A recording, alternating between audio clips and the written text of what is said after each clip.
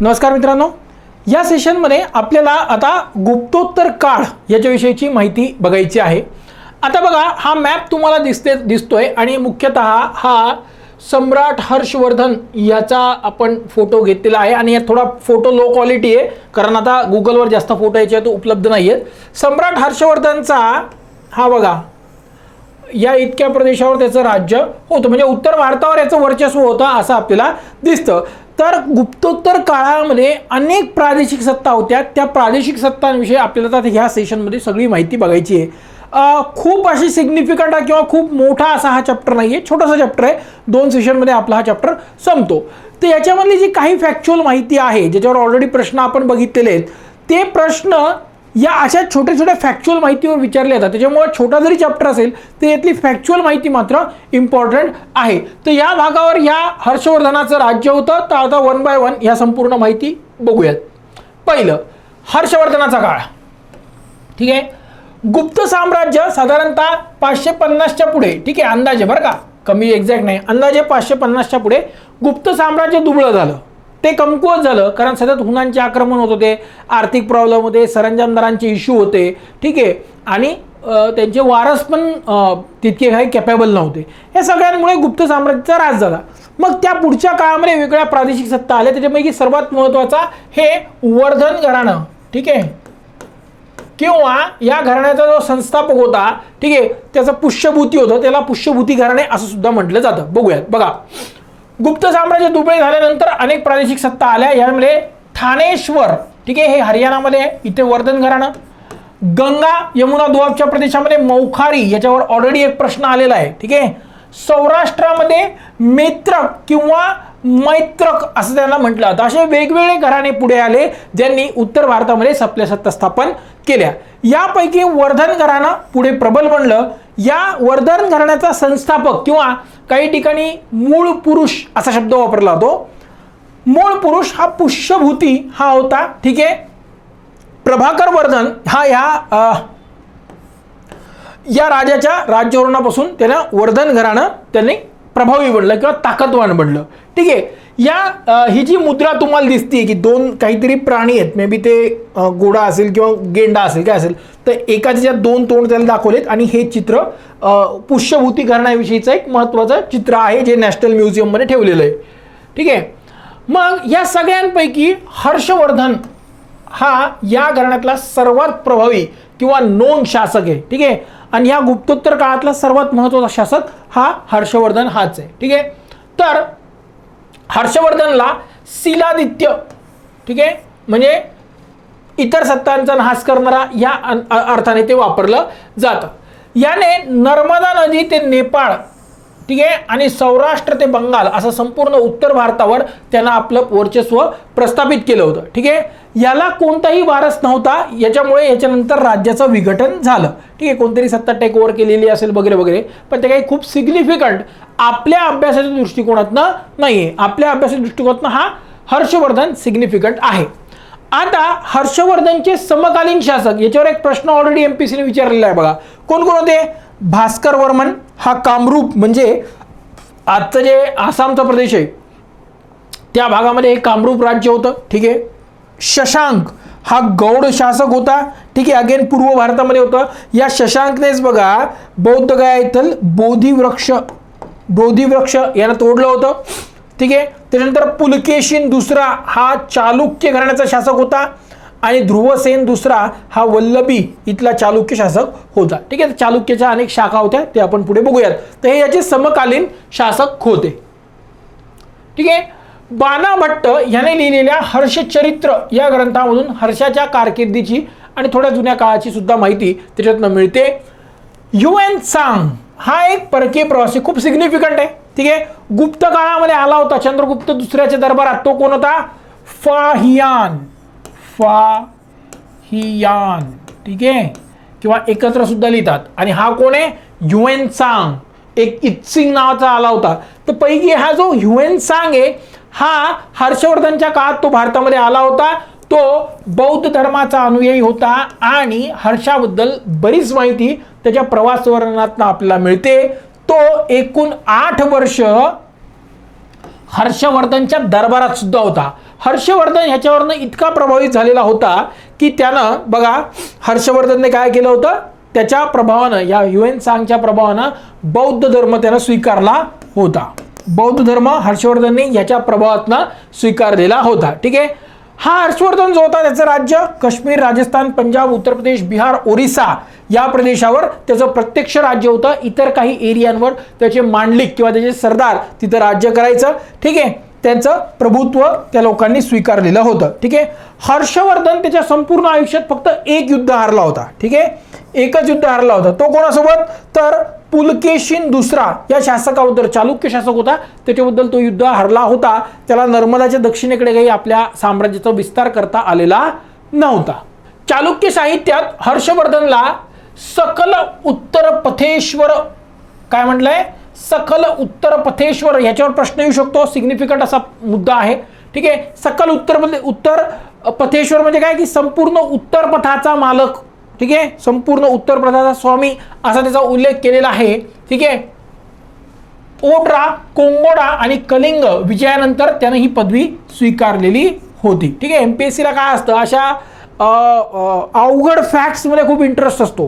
ठीक आहे. मुद्दामून एखादा प्रश्न अवघड करण्यासाठी अशा फॅक्ट्स त्याच्यामध्ये टाकतात. त्याच्यामुळे हे प्रश्न तुम्ही हे फॅक्ट्स नीट बघायचे आहे. ठीक आहे. हर्षवर्धन स्वतः कवी आणि नाटककार होता, याच्यावर पण प्रश्न आलेला आहे. त्यानं रत्नावली, प्रियदर्शिका आणि नागानंद आय थिंक कोणतं पुस्तक त्याने लिहिलं किंवा कोणतं लिहिलं नाही या सेन्समध्ये एक प्रश्न एमपीएससीने विचारलेला आहे. तर ही 3 पुस्तकं त्याने लिहिलेली होती. ठीक आहे. ही नाटकं होती त्याने लिहिलेली, याच्यावर प्रश्न आलेला आहे. तर हे माहीत पाहिजे. अजून सुद्धा वेगळ्या सेन्समध्ये प्रश्न येऊ शकतो. दर 5 वर्षांनी हर्षवर्धन काय करायचा, एक महामोक्ष परिषद भरवायचा आणि आपली संपत्ती लोकांमध्ये वाटून टाकायचा. वैयक्तिक संपत्ती. ठीक आहे. वैयक्तिक संपत्ती वाटून टाकायचा. त्याला महामोक्ष परिषद असं म्हटलं गेलं. महायान पंथाचा त्याला स्वीकार केलेला होता, बौद्ध धर्माचा ह्युएन सांगच्या प्रभावातनं. आणि त्याच्या प्रचार करण्यासाठी त्याने कन्नौज येथे पहिली बौद्ध परिषद त्याला भरवली होती. या परिषदेला ह्युएन सांग हा स्वतः उपस्थित होता. ठीक आहे. यावेळी काही लोकांनी ह्युएन सांगला मारण्याचा, त्याला जीवे मारण्याचा प्रयत्न केला होता. कारण त्यानं चॅलेंज दिला होता किंवा बौद्ध धर्माविषयी, हा बौद्ध धर्म हा सर्वश्रेष्ठ आहे, या आणि मला डिबेटमध्ये प्रसारित तुम्ही हरवा, ठीक आहे, पराजित करा, असं त्यानं ओपन चॅलेंज दिलेला होता. मात्र कोणीही त्याला त्याच्या ज्ञानासमोर उभं राहू शकलं नाही आणि त्याच्यामुळे त्याला जीवे मारण्याचा त्याला प्रयत्न झाला होता. ज्यावेळेस हर्षवर्धनला हे कळालं त्यावेळेस हर्षवर्धनने धमकी दिली होती की जो कोणी याच्या वाटेला जाईल त्याला मी सोडणार नाही. ऑब्व्हियसली खूप जवळचा तो हर्षवर्धनला होता आणि त्याला आपल्याला हे माहिती आहे की त्याच्या प्रभावातून त्यानं बौद्ध धर्माचा स्वीकार केलेला होता. बरोबर. मग त्याला संरक्षण दिलेलं होतं. याच परिषदेला राजा भास्कर वर्मन हा सुद्धा उपस्थित होता. हे जे हर्षवर्धनचे समकालीन शासक होते याच्यावर एक प्रश्न काहीतरी विचारलेला आहे ह्युएन सांगच्या कॉन्टेक्स्टमध्ये. ठीक आहे. सो हा भास्कर वर्मन ह्या परिषदेला उपस्थित होता. त्याच्यानंतर प्रयाग येथे, प्रयाग म्हणजे जुनं अलाहाबाद आणि आजचं प्रयागराज, ठीक आहे, इथे त्याने दुसरी बौद्ध परिषद इथे भरवली होती.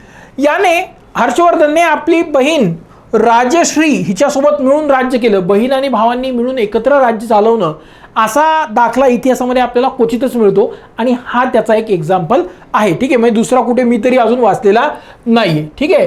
तर अशी एक महामोक्ष परिषद भरवली आणि हर्षवर्धन हा ह्युएन सांगच्या प्रभावानं बौद्ध धर्मात आला होता आणि हे त्याचे समकालीन शासक.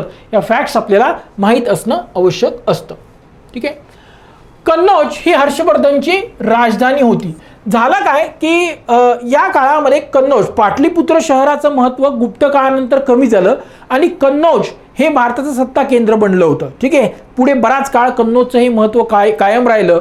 पुढच्या काळामध्ये ज्या वेगळ्या सत्ता आल्या, ठीक आहे, राष्ट्रकूट, ठीक आहे, त्या राष्ट्रकूट वगैरे ज्या सत्ता होत्या या सगळ्यांमध्ये ह्या कन्नौजसाठी संघर्ष होतो. ते आपण मध्ययुगीन याच्यामध्ये बघतो. ठीक आहे. तर कन्नौज ही याची राजधानी होती. पाटलीपुत्र शहराचं महत्त्व कमी होऊन कन्नौज हे सत्ता केंद्र झालं होतं.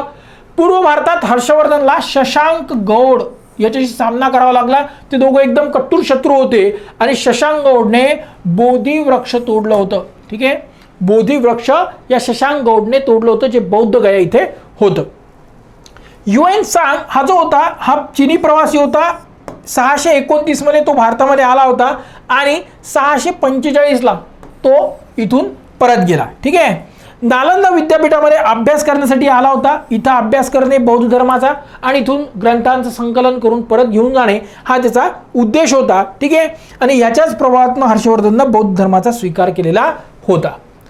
हा जो ह्युएन सांग आहे यानं या हर्षवर्धनच्या काळाविषयी तत्कालीन समाज राजव्यवस्था याच्याविषयी महत्त्वपूर्ण माहिती त्याच्या प्रवास वर्णनात दिलेली आहे. आणि ती माहिती काय आहे याच्यावर सुद्धा प्रश्न आलेले आहेत. ठीक आहे. सो हा सिग्निफिकंट आहे, याच्याविषयी आपल्याला माहित पाहिजे. बघा त्याला काय सांगितलंय की या हर्षवर्धनच्या काळात महसुलाचे 4 भाग केले जातात. पहिल्या भागामध्ये राज्याचा खर्च चालवला जातो.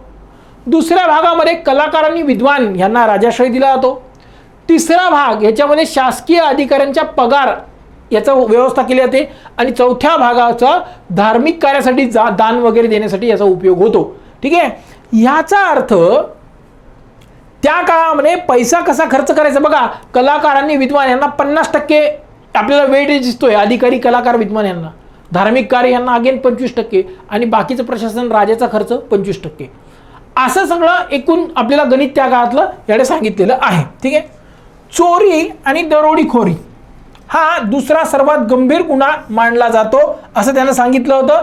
आणि हे गुन्हा करणाऱ्या व्यक्तीचं उजवं हात तोडलं जातं जेणेकरून परत त्याला तो गुन्हाच करता येणार नाही. म्हणजे पुढे छत्रपती शिवाजी महाराजांचा आपल्याला माहिती आहे, तो रांजा पाटील काहीतरी त्याचं नाव होतं, त्याला त्याचे दोन्ही हात आणि दोन्ही पाय त्यानं बलात्कार केल्यामुळे त्याचं तोडलं होतं. ठीक आहे.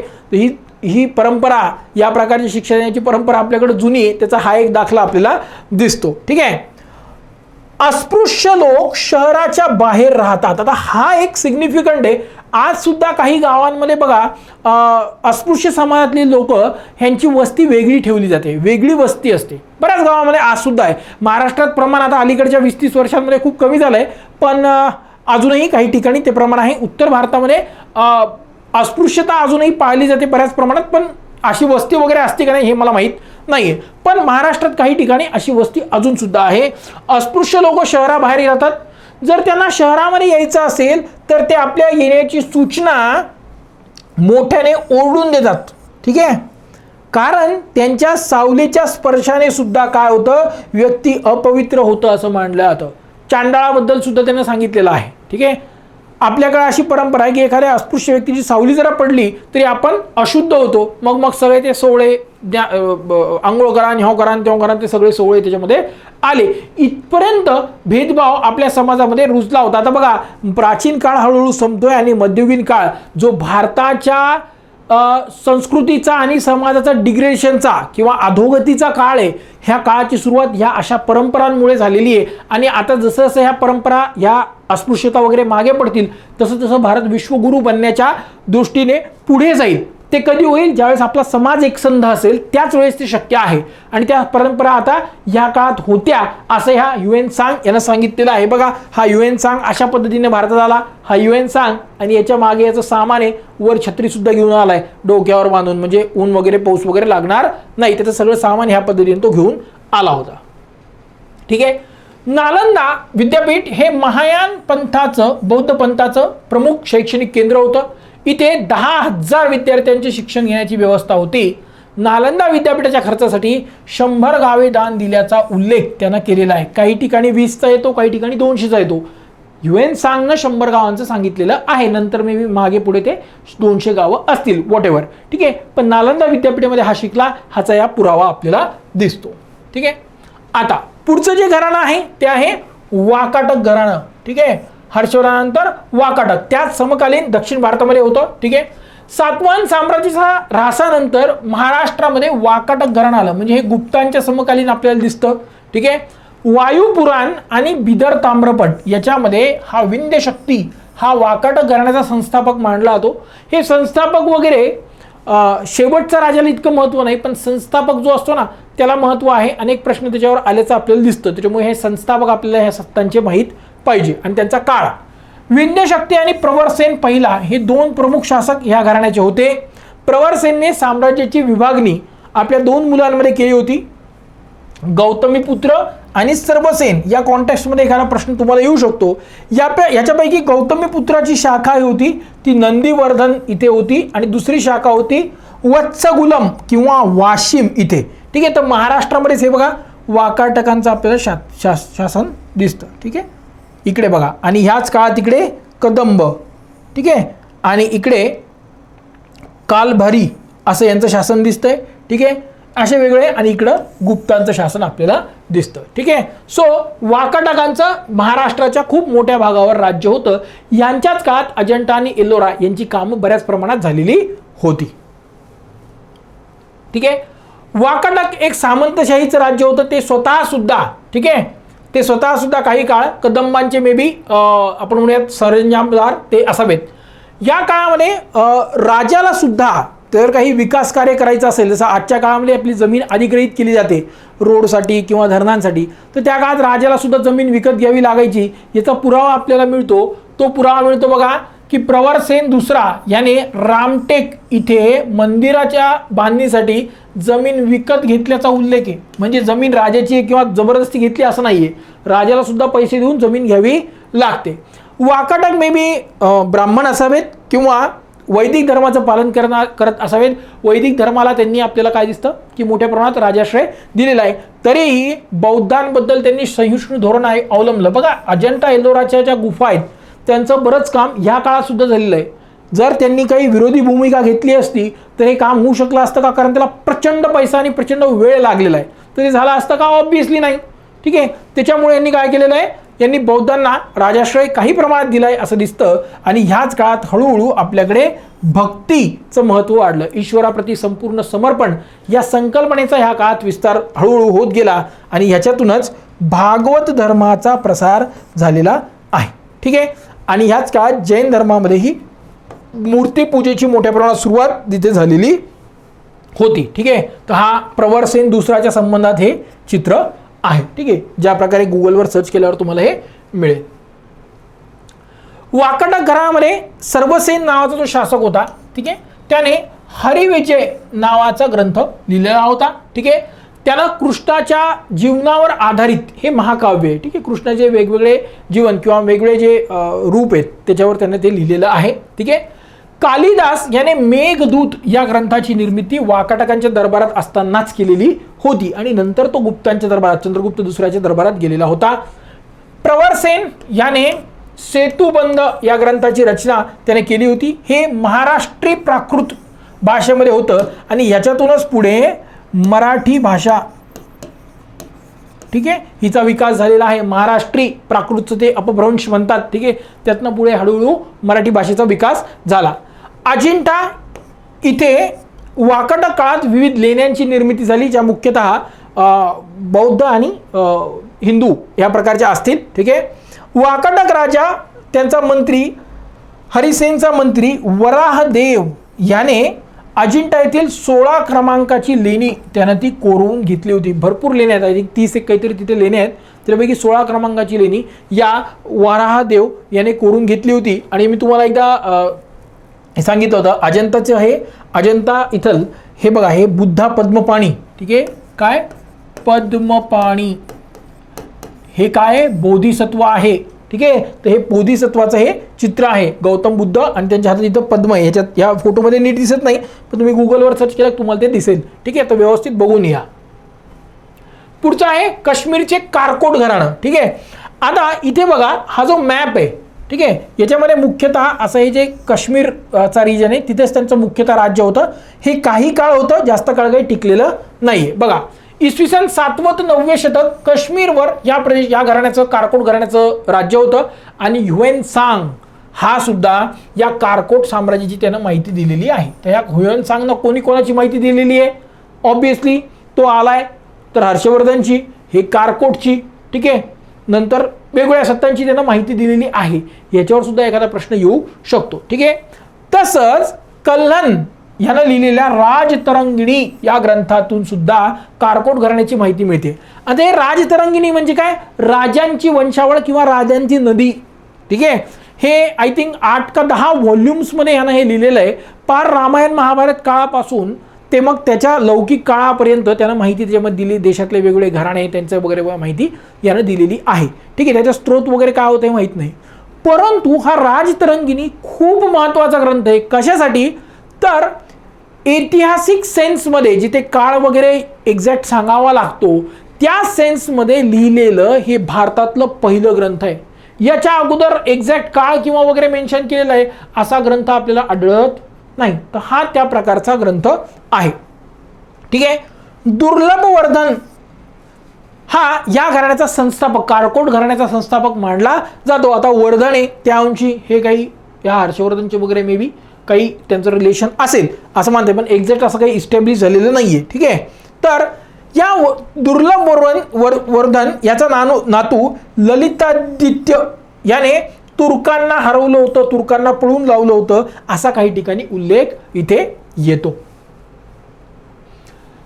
त्यानं कन्नौज येथे यशोधवर्मन याच्या मदतीने काय केलं होतं, द्वीपांतर केलं होतं, म्हणजे श्रीलंका तिथं गेला असा उल्लेख राजतरंगिणी या ग्रंथामध्ये येतो. ठीक आहे. ललितादित्यने मार्तंड मंदिराची निर्मिती तिथे केली होती काश्मीरमध्ये. अगेन काश्मीर फाइल्स पिक्चरमध्ये बऱ्याच वेळा याचं नाव आलंय, मार्तंड, जहां मार्तंड हुए वो काश्मीर हमारा अशी जी घोषणा आहे, त्याच्यामुळे त्या सेन्समध्ये एखादा प्रश्न याच्यावर येऊ शकतो. तसंच झेलम नदीच्या किनाऱ्यावर त्याने ललितपूर नावाचं शहर सुद्धा वसवलं अशी माहिती त्यातनं मिळते. ठीक आहे. तसंच खुशकपूर इथे एक बौद्ध विहार सुद्धा याची निर्मिती इथे झालेली आहे. हे कारकोट घराण्याविषयीचं हे काय आपल्याला दिसतं, एक त्या काळातले कॉइन्स हे आपल्याला इथे दिसतात. पुढे कांचीचे पल्लव कोण कोण आहेत बघा. आता पल्लव घराण्याची सत्ता इसवी सन 275 ते 897 ह्या काळात होती. बऱ्याच काळ यांची सत्ता दिसली, पण ही काही खूप मोठी सत्ता होती अशातला भाग नाही. दक्षिण भारतात यांचं राज्य होतं. परंतु आपण म्हणूयात याच्याविषयी पर्टिक्युलरली स्थापत्यकलेविषयी मात्र हा खूप महत्त्वाचा घराणा आहे. त्याचा एक परिणाम इथे हे दिसतं बघा, आपल्याला फोटो इथे दिसतोय, बघूयात. बघा यांची सत्ता 275 ते 897 ह्या काळात होती आणि कांचीपुरम ही पल्लवांची राजधानी होती. सिंहवर्मन हा या घराण्याचा संस्थापक मानला जातो. मी तुम्हाला आधी सांगितलंय गुप्तोत्तर काळातल्या ज्या सत्ता आहेत त्यांचे महत्त्वाचे शासक आणि मुख्यतः संस्थापक यांची आपल्याला माहिती पाहिजे. जोड्या लावामध्ये तुम्हाला प्रश्न येतात बऱ्याच वेळा. ठीक आहे. तर सिंह विष्णू, महेंद्रवर्मन आणि नरसिंहवर्मन हे या घराण्यातले प्रमुख शासक होते. ठीक आहे. अपराजित वर्मन हा शेवटचा शासक आहे, पल्लव शेवटचा शासक आहे. ठीक आहे. आता अगेन UN सांग इथं पण आलाय. ठीक आहे. म्हणजे कोणाकोणाची माहिती दिलेली आहे. आता हर्षवर्धन, त्याच्यानंतर कारकोट घराणा आणि पल्लव यांची सुद्धा माहिती यानं दिलेली आहे. तर यानं सांगितलंय की कांची शहराला त्याने भेट दिलेली, तर ऑब्व्हियसली त्याचं पण वर्णन याच्यामध्ये येतं. पल्लवांनी प्रसिद्ध संस्कृत कवी भारवी यांना राजाश्रय दिलेला होता. ठीक आहे. तर साहित्याची खूप मोठ्या प्रमाणात, कारण गुप्तांच्या समकालीन हे आहेत, तर तिथे सुद्धा साहित्याची निर्मिती झाली. आणि गुप्तांचं काही दक्षिणेत राज्य नव्हतं. दक्षिणेत महाराष्ट्र या भागामध्ये, डेक्कन या भागामध्ये वाकाटक, आणि दक्षिणेमध्ये हे पल्लव वगैरे या सत्ता होते. ठीक आहे. तर कांचीचे पल्लव. आता हा बघा, हा प्रसिद्ध महाबलीपुरमचं मंदिर आहे. ठीक आहे. त्याला रथ मंदिर म्हटलं जातं आणि हे पांडव मंदिर, पांडव रथ मंदिर असं म्हटलं जातं. याला काय म्हटलं जातं, पांडव रथ मंदिर. ठीक आहे. तर असे 5 रथ आहे तिथं, 1 2 3 4 5 असे. ठीक आहे. आणि आय थिंक द्रौपदीचं पण आहे. तर असं हे प्रसिद्ध शोर टेम्पल पण म्हटलं जातं त्याला, किनारी मंदिर. ठीक आहे. मराठीमध्ये ट्रान्सलेट करताना किनारी मंदिर किंवा द ग्रेट शोर टेम्पल असं सुद्धा त्याला म्हटलं जातं. हे 5 रथ आहेत एका प्रकारचे. ठीक आहे. तर हे पांडवांचे संबंधित आहेत. ठीक आहे. कौरव पांडव तिथले पांडव ह्याच्या संबंधित हे आहे. ओके. आता पुढचा भाग आहे चालुक्य साम्राज्य. चालुक्य साम्राज्य जे होतं ते अगेन दक्षिण भारतामध्ये, ठीक आहे, 6व्या शतकाच्या पुढे काळात. ठीक आहे. म्हणजे वाकाटक सत्तांचा असतं आणि हे चालुक्य वगैरे ह्याच मधल्या काळामध्ये यांची सत्ता होती. ठीक आहे. चालुक्यांचा उदय वाकाटकांच्या अस्तानंतर हे झालेला आहे. ठीक आहे. एकूण यांच्या 4 शाखा होत्या. चालुक्यांच्या एकूण 4 शाखा होत्या.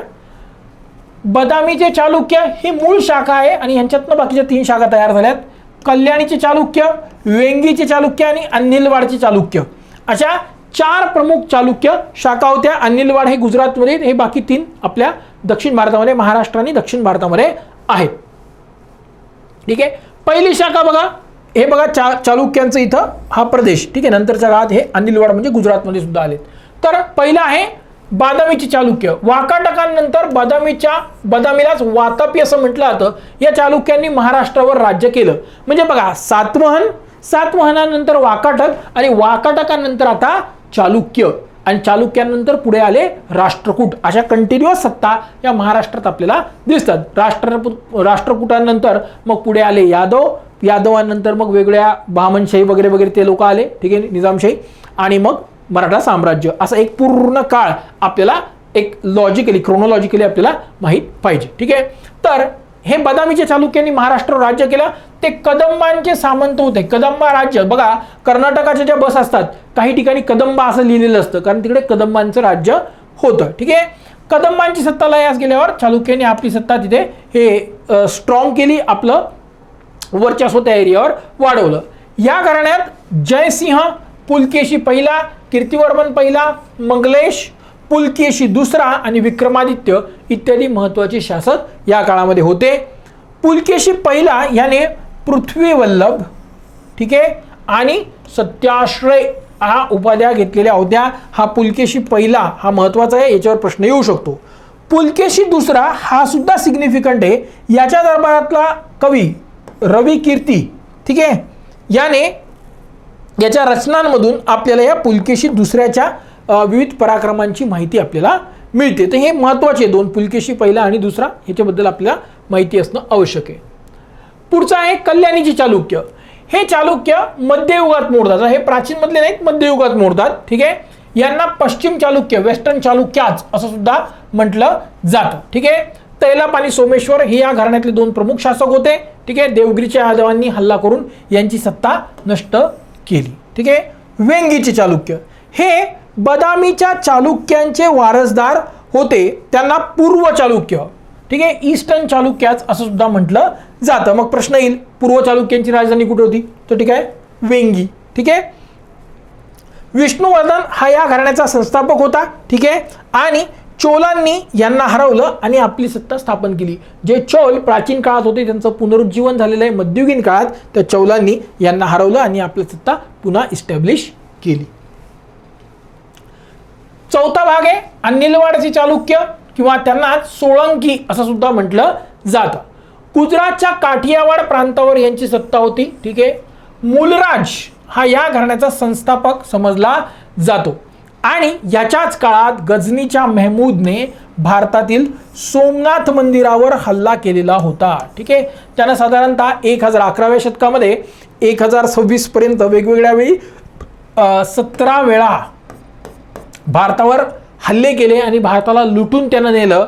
पैकी हा जो फोटो आहे हा सोमनाथ मंदिराचा फोटो आहे, जो 1895 मध्ये घेतलेला आहे, ठीक आहे. ओरिजिनल फोटो हा घेतलेला आहे, ठीक आहे. सोमनाथ मंदिराचा हा फोटो आहे. स्वातंत्र्यानंतर सरदार वल्लभभाई पटेल यांनी त्याचं पुनर्निर्माण केलं. इनफॅक्ट नेहरूंचा त्याला विरोध होता, पण सरदार वल्लभभाई पटेलांनी त्याची पुनर्निर्मिती करायला लावली आणि आज खूप प्रचंड मोठं असं मंदिर या सोमनाथ इथे आहे. या मंदिराची पूर्णतः नासाधूस करून प्रचंड संपत्ती त्या महमूद गझनीने लुटली होती. त्याच्यानंतर औरंगजेबच्या काळापर्यंत सुद्धा अनेक शासकांनी याच्यावर हल्ले केले आणि इथली संपत्ती परत लुटली. परत हे पाडलं, परत हे बांधलं गेलं आणि स्वातंत्र्योत्तर काळामध्ये मग 1947 पुढे याची परत पुनर्निर्मिती झालेली आपल्याला दिसतं. अजिंठा लेण्यातील काही ज्या लेण्या आहेत, काही भित्तचित्र आहेत, ते चालुक्याच्या काळात विकसित झाले होते. चालुक्य काळात नागर आणि द्राविड या ज्या मंदिर कला शैली आहे ह्यांचं मिळून चालुक्य शैलीचा विकास झाला आणि खूप मोठमोठी मंदिरं या काळामध्ये निर्माण झाल्याचं आपल्याला दिसतं. हे बघा, हे एक प्रसिद्ध मंदिर आहे, ठीक आहे. हे ऐहोळ इथलं दुर्गा मंदिर आहे, ठीक आहे. दुर्गा देवीचं हे मंदिर आहे. हे वेगळं स्ट्रक्चर दिसतंय की असं मागून असं कर्वी आहे, ठीक आहे. इथं प्रदक्षिणापथ आहे, ठीक आहे. आणि अशा प्रकारचं थोडं छोटं, मे बी हे तू पडझड झालेली असेल. समोर मंडप दिसते, आत छोटं आहे आणि इकडे पण मंदिर दिसते, ठीक आहे. तर हा एक वेगळ्या प्रकारचं ही नक्षीदार शैली आपल्याला दिसते. या चालुक्य शैलीमध्ये नक्षीदार आणि उंच शिखर, गोल गुळगुळीत स्तंभ आणि घुमटाकार छत, ठीक आहे. इथे बघा, इथे बघा, हे वर मे बी थोडी पडझड झाली असेल, पण इथे साईडला आपल्याला एक अजूनही दिसतंय, ठीक आहे. तर या छतांवर सुद्धा सुरेख चित्र इथे हे लोक काढायचे. या साईडला बघा, इथे सुद्धा वेगवेगळे चित्र हे लोक काढायचे, ठीक आहे. ऐहोळ असेल, बदामी असेल आणि पट्टदकल असेल, हे चालुक्य शैलीचे महत्त्वाचे एक्झाम्पल आहेत. तुम्ही काय करायचं, इथले मंदिरं बघायचे, मंदिरं बघायचे म्हणजे गुगलवर त्याचे फोटो सर्च करायचे, पट्टदकल टेम्पल, बदामी टेम्पल असं टाकलं की तुम्हाला ते फोटो येईल, व्यवस्थित बघायचे. ठीक आहे, 5-10 मिनटं. ह्याला सुद्धा अभ्यासाचा हा एक प्रकार आहे. तर ह्या प्रकारे अभ्यास केला तुम्हाला चांगलं ते लक्षात राहील. ठीक आहे, हे दुर्गा टेम्पल आहे ऐहोळ येतलं, तसंच तुम्ही सर्च करायचं आणि बघायचं. ठीक आहे, त्यातनं वेगळ्या गोष्टी लक्षात राहतात. कधी कधी प्रश्न सॉल्व्ह करायला त्याची मदत होते. नेमकं वाचण्यापेक्षा असे फोटो बघून सुद्धा बऱ्याच वेळा अभ्यास होतो. आणि हिस्ट्रीमध्ये तर हे खूप इम्पॉर्टंट होतं, विशेषतः प्राचीन मध्ययुगीनमध्ये ह्या प्रकारे अभ्यास करणं हे खूप महत्त्वाचं असतं. धन्यवाद.